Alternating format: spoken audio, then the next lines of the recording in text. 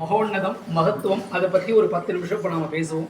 ஏன்னா காலையிலேருந்து நீங்கள் அதிகாலையிலேருந்து வந்ததிலிருந்து உழவாரம் எங்களது வாழ்வியல் அப்படிங்கிற அடிப்படை கோட்பாட்டோடு இந்த உழவார திருப்பணியை பண்ணியிருக்கீங்க. அதனால நாம் எந்த ஒரு இடத்திற்கு போனாலும் எந்த ஒரு ஆலயத்திற்கு சென்றாலும் அது சிவாலயமாக இருந்தாலும் சரி, வைணவ ஆலயமாக இருந்தாலும் சரி, அல்லது சிறுதெய்வத்தினுடைய வழிபாடாக இருந்தாலும் எந்த ஆலயத்திற்கு போனாலும் அந்த ஆலயத்தையும் அந்த ஆலயம் சார்ந்த ஊரையும் அதனுடைய மகத்துவத்தையும் நாம் தெரிந்துக்கணும் அப்படிங்கிறது நம்மளுடைய ஒரு மிகப்பெரிய விஷயம். அது தெரிஞ்சுட்டாதான் அடுத்தபடியாக நாம் அந்த நம்மளுடைய பாரம்பரியம் என்ன, நம்மளுடைய கலாச்சாரம் என்ன, நம்மளுடைய முன்னோர்கள் எப்படி வழிபாடு பண்ணியிருக்காங்க அப்படிங்கிறத பற்றி நமக்கு தெரியும் இல்லையா? அதே போல் நம்மளுடைய வைணவம் சைவம் அப்படிங்கிற 2 பேர் விஷயங்களில் சைவ மதம் சைவம் அப்படின்னு சொல்லக்கூடிய அந்த பிரிவானது 63 நாயன்மார்களுடைய மிகப்பெரிய சிவத்துண்டினுடைய அடிப்படையாக கொண்டு வளர்ந்த ஒரு மிகப்பெரிய ஒரு பிரிவு சைவ சமயத்தினுடைய பிரிவு.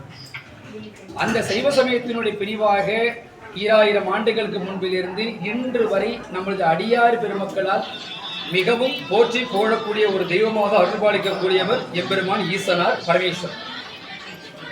அவருடைய வரலாறு இன்னைக்கு பூரா பேசலாம், நாளைக்கு பூரா பேசலாம், ஜென்மங்கள் பூரா பேசலாம், பேசிட்டே இருக்கலாம். அந்த ஈசனுடைய பெருமை ஒரு பக்கம் இருந்தாலும் அவருக்கு தொண்டு செய்வது என்பது மிகப்பெரிய பெருமை. அந்த தொண்டை செஞ்சவருடைய பெருமை சொல்றது அதனினும் பெருமை அப்படின்னு சொல்லிட்டு நம்மளுடைய தேவாரங்கள் திருவாசகங்கள்லாம் நம்ம எல்லாத்தையும் அதை பார்த்தோம். இந்த ஸ்தலம் என்ன, இந்த கிராமம் என்ன, இந்த கோவிலுடைய மகத்துவம் என்ன, எப்பேற்பட்டதான இந்த கோவில், இந்த கோவிலுடைய மூர்த்திகள் எப்படி அப்படிங்கிறத பற்றி தான் இப்போ நம்ம பார்க்கணும். பொதுவாக நம்மளுடைய சிவாலயம் என்பது மூர்த்தி, தலம், தீர்த்தம் அப்படின்னு 3 பிரிவுகளாக இருக்கும். ஒன்று மூர்த்தியினுடைய மகோன்னதமாக இருக்கும், அல்லது தீர்த்தத்தினுடைய மகோன்னதமாக இருக்கும், அல்லது ஸ்தலத்தினுடைய மகோன்னதமாக இருக்கும். திருவண்ணாமலைன்னு எடுத்தீங்கன்னா ஸ்தலம். அதே போல் நம்மளுடைய இந்த கோவில் எப்படியானது அப்படின்னு கேட்டால் மூர்த்தியினுடைய வைபவமாக விளங்கக்கூடியது இந்த ஸ்தலம். முதல்ல இந்த ஊருக்கு பேர் துர்காட்சி அப்படின்னு பேர். இது தஞ்சை மாவட்டம் கும்பகோணம் வட்டத்தில் இருக்கக்கூடிய ஒரு கிராமம். இந்த கிராமத்திற்கு துர்காட்சி அப்படின்னு பேர். இந்த பெயர் வர காரணம் என்ன அப்படின்னு கேட்டால், இந்த ஆலயத்தை முதலாக திருப்பணி செய்து தொடங்கி வைத்தவர் 1ஆம் குலோத்துங்க சோழன். அவர்தான் முதல் திருப்பணி. 1ஆம் குலோத்துங்க சோழனுடைய திருப்பணிகள் ஆரம்பிக்கப்பட்டு அவருக்கு பின்பாக வந்தவர் விக்கிரம சோழன். விக்கிரம சோழனுடைய காலத்தில் தான் இந்த ஆலயமானது பெரிய ஆலயமாக நிர்மாணிக்கப்பட்டு வழிபாட்டிற்கு வந்த காலம் விக்கிரம சோழனுடைய காலம். அந்த காலம் 1118 1136 காலகட்டத்தினுடைய காலம். இந்த கோவில் சுமார் 1200 ஆண்டுகள் பழமையான சிவாலயம். இந்த ஆலயம் உள்ளே இருக்கக்கூடிய மூர்த்தி, அதாவது மூலவருக்கு ஆபத் சகாயேஸ்வரர் அப்படின்னு பேர். இதுக்கு என்ன பொருள் அப்படின்னா, ஆபத்துனா சங்கடம், ஒரு கஷ்டம் அப்படின்னு பொருள். சகாயம்னாக்க உதவுதல், அருளுதல் அப்படின்னு பெயர். எப்பேற்பட்ட ஆபத்திலையும் சங்கடங்களையும் யார் ஒருவர் சுவாமியினுடைய பாதார விந்தங்களை சரணாகதி அடைகிறாரோ அவருடைய கஷ்டங்களை நிவர்த்தி செய்து அருளுவதால் உள்ளே இருக்கக்கூடிய மூலவருக்கு பரமேஸ்வரனுக்கு ஆபத்சகாயேஸ்வரர் அப்படின்னு பேர். அம்பாளுக்கு சௌந்தரிய நாயகி அப்படின்னு பேர். தமிழ்ல அழகம்மை அப்படின்னு பொருள்படும். அந்த அம்பாளை பார்க்கறதே அவ்வளோ அழகா இருப்பா, அவ்வளோ மகோன்னதமாக இருப்பா. அலங்காரம் பண்ண அவளை பார்த்துட்டே இருக்கலாம். அவ்வளவு மகோன்னதமாக சுந்தர வடிவமாக இருக்கக்கூடிய அம்பிகை அந்த அம்பிகை. அதனால அந்த அம்பாளுக்கு சௌந்தரிய நாயகின்னு பேர். சௌந்தரம் அப்படின்னு சொன்னா சாந்தம், கருணை, அழகு, மென்மை அப்படின்னு நிறைய அதுக்கு பொருள்படும். அந்த அம்பாளை நமக்கு தரிசனம் பண்ணும்போது மனசுல எவ்வளவு பெரிய கஷ்டங்கள் இருந்தாலும், மனசுல எவ்வளவு பெரிய ஒரு குழப்பங்கள்லாம் இருந்தாலும், மன தெளிவில்லாமல் இருந்தாலும் அந்த அம்பாளை ஒரு 5 நிமிஷம் நின்று பார்க்கும்போது மனசு ரொம்ப லேசாக ஒரு அமைதியாக நமது மனமானது மாறும். அதனால தான் அந்த அம்பாளுக்கு சௌந்தரிய நாயகி அப்படின்னு பேர். அடுத்தபடியாக இங்கே இருக்கக்கூடிய சிவதுர்கா பரமேஸ்வரி, அந்த அம்பாள் தான் இங்கே ரொம்ப பிரதானமான ஒரு கடவுளாக பூஜிக்கப்படக்கூடிய ஒரு கடவுள். என்ன காரணம்னா, இந்த துர்காட்சி அப்படின்னு பெயர் வரத்துக்கு காரணமே அந்த உள்ள இருக்கக்கூடிய துர்கா பரமேஸ்வரி தான். என்ன காரணம்னா, இங்கே சிவதுர்கா பரமேஸ்வரி சுவாமியை, உள்ளே இருக்கக்கூடிய பரமேஸ்வரனை அர்ச்சித்து வழிபட்டு இந்த ஊரை ஆட்சி செய்த காரணத்தினால் துர்கா ஆட்சி செய்த ஊர், துர்கா அர்ச்சித்த புரி. அதனால இந்த ஊருக்கு துர்கா அர்ச்சத்தபுரி அப்படிங்கிறது மாதிரி இந்த ஊருக்கு துர்காட்சி அப்படின்னு மருவித்தான் சுருக்கித்தான் இப்போ துர்காட்சின்னு நம்ம கூப்பிட்டுருக்கோம். துர்கா அர்ச்சித்தபுரி அப்படிங்கிறது இந்த ஊருக்கு பேர். துர்கா ஆட்சி பண்ணதாக ஒரு வரலாறு இந்த ஊருக்கு உண்டு. அதனால இந்த ஊருக்கு துர்காட்சி அப்படின்னு பேர்.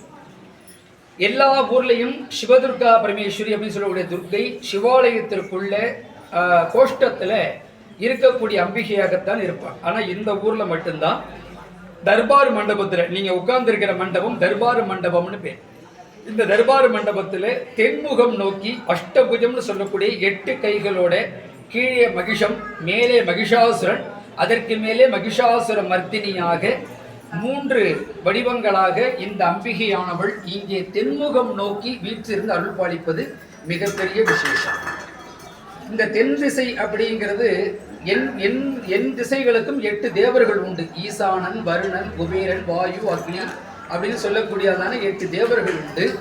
அதுல தென் திசைங்கிறது யமனுடைய திசை. அதனால இந்த சிவதுர்கா பரமேஸ்வரி தென்முகம் நோக்கி இருக்கிறதுனால யமனால வரக்கூடிய பயங்கள், அவனால வரக்கூடிய வாதனைகள், யமனால வரக்கூடிய தோஷங்கள், அது எல்லாமே இந்த அம்பாளை பிரார்த்தனை பண்ணும்போது தரிசனம் பண்ணும்போது நமக்கு அந்த யமனுடைய சம்பந்தப்பட்ட தோஷங்கள்லாம் நமக்கு நிவர்த்தியாகும் அப்படிங்கிறது இந்த பூவினுடைய புராதனமான ஒரு ஐதீகம். அது மட்டும் இல்லாமல் துர்கா பரமேஸ்வரிக்கு மங்கள துர்கான்னு பேர். அந்த அம்பாள்கிட்ட தரிசனம் பண்ணோம்னாலே நமக்கு கல்யாண வைபவங்கள், குழந்தையின் மீதால் வரக்கூடிய மன கஷ்டங்கள், வேலை வாய்ப்பில் வரக்கூடிய சிரமங்கள், பொருளாதாரத்தில் வரக்கூடிய சிரமங்கள், மன கஷ்டங்கள், குடும்பத்தில் இருக்கக்கூடிய சில குழப்பங்கள், இதெல்லாம் நிவர்த்தி பண்ணக்கூடிய கலியுக தெய்வம் எது அப்படின்னு கேட்டால் துர்கா பரமேஸ்வரி தான். அதுலேயும் எந்த துர்கா எந்த கோலத்தில் வதம் பண்ணினாலோ அந்த கோலத்தோடு இருந்து பரமேஸ்வரனை பூஜை பண்ணுறதுனால அந்த அம்பிகைக்கு வலிமை அதிகம். அதனால தான் இந்த ஊரில் துர்கா ஆட்சி பண்ணதுனால இந்த ஊரும் இந்த ஊர் பெரிய ஆலயத்தையுமே சோழ மகாராஜா அந்த அம்பாளுக்குன்னு அர்ப்பணம் பண்ணி கொடுத்துருக்கார். இந்த கோவிலில் விக்ரம சோழன் இந்த கோவிலை கட்டுறதுக்கு இன்னொரு பெரிய காரணம் என்னன்னு கேட்டால், அவருடைய அரசாட்சி பண்ணக்கூடிய பாதி தருவாயில் அவருக்கு உடம்பெல்லாம் வெண்குஷ்டம் ரொம்ப தீவிரமாக பரவி இருந்தது. அந்த வெண்குஷ்டத்தை நீக்கணும் அப்படிங்கிறதுக்காக சுவாமிகிட்ட அபிஷேகம் பண்ணுறது கோமுகத்தில் போய் உட்காந்துப்பார். அதில் உட்காந்து சுவாமிக்கு அபிஷேகம் பண்ணுற ஜலத்தை அப்படியே தன்னுடைய உடம்புல சரீரத்தில் வாங்கிப்பாராம். அதே மாதிரி வாங்கித்தான் அவருடைய வெண்குஷ்டம் நீங்கினதுனால நன்றியின் பயனாக இவ்வளோ பெரிய ஆலயத்தை சுவாமிக்கு நிர்மாணம் பண்ணி வச்சிருக்கார். விக்கிரம சோழனுக்கும் தன்னுடைய ஆபத்திலிருந்து அவரை காத்தருடையதால் சுவாமிக்கு அந்த ஆபசகாயேஸ்வரர் அப்படிங்கிற பெயரும் மிகச்சாலமாக பொருந்தி இருக்கிறது. அடுத்தபடியாக இப்போ நீங்கள் எல்லாரும் பார்க்குற சரபேஸ்வரர் அப்படின்னு சொல்லக்கூடிய பெருமான், சிவமூர்த்தங்களுடைய வடிவங்களில் பைரவர், சரபேஸ்வரர் இவர்கள்லாம் சிவமூர்த்த வடிவங்கள்னு பேர். பைரவருக்கு எவ்வளவு மகோன்னதமோ அதே போல சரபேஸ்வரருக்கும் மகோன்னதமான ஒரு வடிவம். ஏனைய தெய்வங்கள் எல்லாம் ஏதேனும் ஒரு இடத்துல மனித வடிவங்களோடு இருக்கும். இந்த சரபேஸ்வர பெருமான் மனித வடிவம் அல்லாது முழுமையாக விளங்கின வடிவங்களோடு மட்டும் இருக்கக்கூடிய மூர்த்தி தான் இங்கே நீங்கள் பார்க்கக்கூடிய சரபேஸ்வர பெருமான். சிம்மத்தினுடைய முகம், கோழியினுடைய இறகு, பறவையினுடைய கால், புலியினுடைய நகம் என்று சொல்லக்கூடியதான விலங்கினங்களுக்குரிய அனைத்து விதமான உருவங்கள் அந்த உறுப்புகளை ஒவ்வொன்றாக இணைத்து சரபபக்ஷியாக, அதாவது சரபருங்கிறது ஒரு பறவை, சரபபக்ஷியாக அவதாரம் எடுத்து உலகத்தையே தனக்குள் கட்டுப்படுத்தி மிகப்பெரிய அதீத ருத்ரன கோர முகமாக விளங்கிய நரசிம்ம அவதாரம், மகாவிஷ்ணுனுடைய நரசிம்ம அவதாரம் ரொம்ப கோரமான ஒரு அவதாரம், மகோன்னதமான அவதாரம். அதிலே சுவாமி அந்த இரண்யகசு வதம் பண்ண உடனே அவர் கட்டுக்கடங்காத கோபத்தை கட்டுப்படுத்தக்கூடிய வல்லமை பரமேஸ்வரனுக்கு இருக்குன்னு சொல்லி தேவர்கள் எல்லாம் அவரை பூஜை பண்ணி சரபேஸ்வர பெருமான் சரபபக்ஷி அவதாரம் எடுத்து அந்த நரசிம்மரை தன்னுடைய கைகளில் கொணர்ந்து அவருக்கு நாராயண மந்திரத்தை உபதேசம் செய்து நாராயணனை மீண்டும் பழைய நிலைமைக்கு கொணர்ந்ததாக சரபேஸ்வருடைய புராண வரலாறு. இந்த பெருமானுக்கு என்ன விசேஷம் அப்படின்னு கேட்டால், சிம்ம முகம் தாங்கி இருக்கிறதுனால நமக்கு வாழ்க்கையில் இருக்கக்கூடிய திருஷ்டிகள், தோஷங்கள், பீடைகள், ஜாதக தோஷங்கள், நமக்குன்னு சொல்லக்கூடிய சத்திர உபாதைகள், அதாவது எப்படி நமக்கெல்லாம் கண்ணுக்கு தெரிந்தும் தெரியாமல் சில பல எதிர்ப்புகள்லாம் நமக்கு இருக்கும். அந்த மாதிரி விஷயங்களை எல்லாம், தடைகளை எல்லாம் உடைத்து எரியக்கூடிய வலிமை சரபேஸ்வர பெருமானுக்கு மட்டும்தான் உண்டு. அதனால தான் அவருடைய ஞாயிற்றுக்கிழமையில, சூரியனுடைய நாளாக இருக்கக்கூடிய ஞாயிற்றுக்கிழமையில ராகு காலம்னு சொல்லக்கூடியதான 4:30 மணிக்கு மேலான 6 மணிக்குள்ளான அந்த அந்திம காலத்தில் சுவாமியை வழிபாடு பண்ணுறது அவ்வளோ பெரிய விசேஷம், அவ்வளோ பெரிய நன்மை. அதனால தான் இந்த ஆலயத்தில் இருக்கக்கூடிய சர்வேஸ்வர பெருமானுக்கு அவ்வளோ மகத்துவம். அதையும் தாண்டி இந்த பெருமானுக்கு என்ன விசேஷம்னு கேட்டால், இந்த சரபருக்கு ஆதி சரபர் அப்படின்னு பேர். ஆதி அப்படின்னு கேட்டாலே மூலம்னு அர்த்தம். அதாவது எல்லோருக்கும் முன்னோடி, மூத்தவர், முதன்மையானவர் அப்படின்னு பொருள். இந்த சரபரை ஏன் ஆதி சரபர்னு சொல்றோம் அப்படின்னு கேட்டால், லோகத்தில் முதலாக சர்வேஸ்வர பெருமானுடைய திருவடிவத்தை இந்த ஆலயத்தில் நிர்மாணம் செய்யப்பட்டதுங்கிறது முதலாம் குலோத்துங்க சோழர் காலத்தில் நிர்மாணம் செய்யப்பட்டதாக புராண வரலாறு, கோவிலுடைய கல்வெட்டு ஆதாரங்கள் அந்த மாதிரி குறிப்பிடப்பட்டு, இந்த ஆலயத்தில் முதலாக சரபருடைய வடிவம் வைத்து பூஜிக்கப்பட்டதால் இந்த சரபருக்கு ஆதி சரபர் அப்படின்னு பேர். இந்த ஆலயத்தில் 4 மூர்த்திகள் முதன்மையான மூர்த்திகளாக விளங்குகிறார்கள். ஒன்று பரமேஸ்வரன், ஆபசகாயேஸ்வரர், அம்பிகை சௌந்தரிய நாயகி, அடுத்தபடியாக தென்முகம் நோக்கிய சிவதுர்கா பரமேஸ்வரி, தென்முகம் நோக்கிய ஆதி சரவேஸ்வர பெருமான்னு சொல்லக்கூடிய 4 வல்லமையான மூர்த்திகள் தங்களுடைய அருளை வாரி வழங்கி இந்த ஆலயத்திலே குடியிருந்து இந்த கிராமத்தையும் லோகத்தையும் காத்து ரட்சிக்கக்கூடியவர்களாக இந்த ஆலயத்தில் இருக்கிறார்கள். அதனால இந்த ஆலயமானது சுமார் 300 ஆண்டுகளுக்கு முன்பாக வரை எந்த விதமான திருப்பணிகள் நடைபெறாமல் இருந்து 2023 வருடம் சிறப்பான முறையிலே ஆவணி மாதம் ரேவதி நட்சத்திர சுபயோக நன்னாளிலே 4 கால யாகசாலை பூஜைகளோடு குடமுழுக்கானது நடைபெற்றது. வருகின்ற ஆவணி மாதம் 15ஆம் தேதி ரேவதி நட்சத்திரத்தன்று இந்த ஆலயத்தினுடைய 3ஆம் ஆண்டு கும்பாபிஷேக விழாவானது திரு வீதி உலா காட்சியுடன் சீரும் சிறப்புமாக நடைபெற உள்ளது.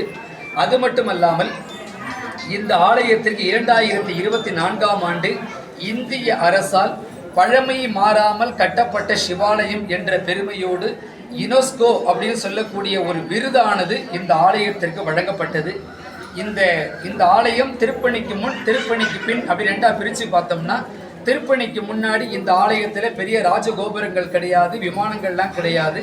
இந்த கும்பாபிஷேகத்தை ஒட்டித்தான் இந்த ஆலயங்கள் எல்லாம் புனரமைக்கப்பட்டு ஒரு சிவாலயத்தினுடைய புராதன ஆலயம் எப்படி இருக்குமோ அப்படியே கட்டப்பட்டது இந்த ஆலயம். இதையும் தாண்டி இந்த ஆலயத்தின் ஒரு மகத்துவம் உண்டு. இங்கே இருக்கக்கூடிய சிவதுர்கா பரமேஸ்வருடைய விமானத்தில் எல்லா ஆலயத்திலேயுமே பிரதானமாக ஒரே ஒரு ஸ்தூபி, அதாவது விமான கலசம் இருக்கும்.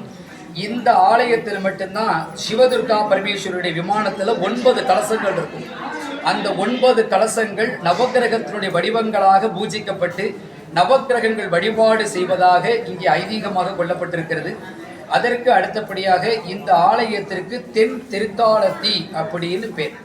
முதலாம் குலோத்துங்க சோழன் இந்த ஆலயத்தில் இருக்கக்கூடிய பெருமானை தென் திருக்காலத்தி மகாதேவர் அப்படின்னு சொல்லி வழிபாடு பண்ணியிருக்கார். இந்த இடத்துல வாயு பகவானுடைய காற்று ஸ்தலமாக விளங்கி அருள்பளிக்கக்கூடியவர். அதனால காற்று பூஜை பண்ணின இடம் இருந்தாலே அது சர்வதோஷ பரிகார ஸ்தலமாக எடுத்துக்கொள்ளப்படுகிறது. அதனால இந்த ஆலயத்தில் வழிபாடு செய்யும் பொழுதெல்லாம் நமக்கு இருக்கக்கூடிய மன சம்பந்தப்பட்டதான சஞ்சலங்கள், குழப்பங்கள் அதெல்லாம் விலகி தேகம் சம்பந்தமான வழிகள், தேகம் சம்பந்தமான உபாதைகள்லாம் நீங்கி பரிபூரண சௌபாக்கியத்தோடு பல்லாண்டு காலம் வாழ்வதற்கு பெருமான் அருள் பாலிக்கின்றார். அப்படிங்கிறது பரிபூரணமான மகத்துவம்.